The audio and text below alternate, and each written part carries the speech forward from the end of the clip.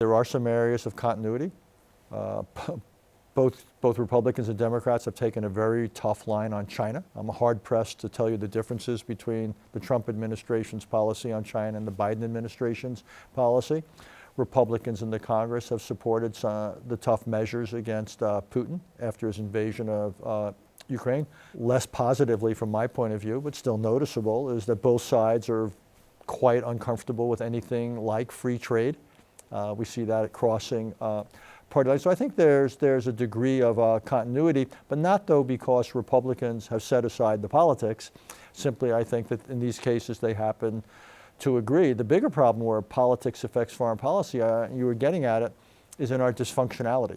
The recent problem, say, moving on climate change, that if we can't bridge our differences here at home to get things done, how is it the United States can conceivably lead on climate change if suddenly we simply don't have domestic legislation that would allow us to set an example that would set a high enough standard that, to put pressure on others? Well, even the modest 50% pullback in emissions that Biden advocated, which has apparently been throttled by Senator Manchin. Not just Senator Manchin, to be fair, also 50 Republicans.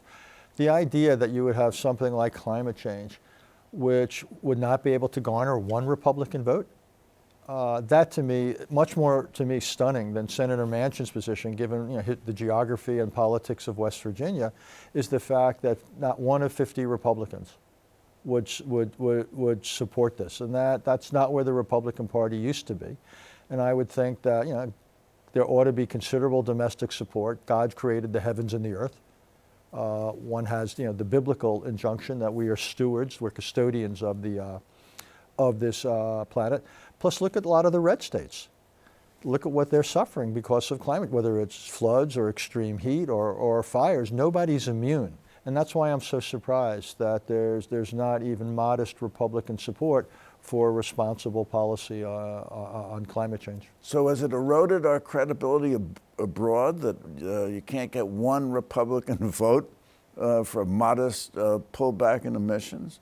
The short answer is yes. There's going to be the annual international gathering this year, and I think it's December in Egypt. And what's the United States going to say? Listen to what we say, not what we do. That's not a very, based on my diplomatic experience, that's not a terribly persuasive argument. So sure, it ties our hands and it dilutes our influence and moral authority here.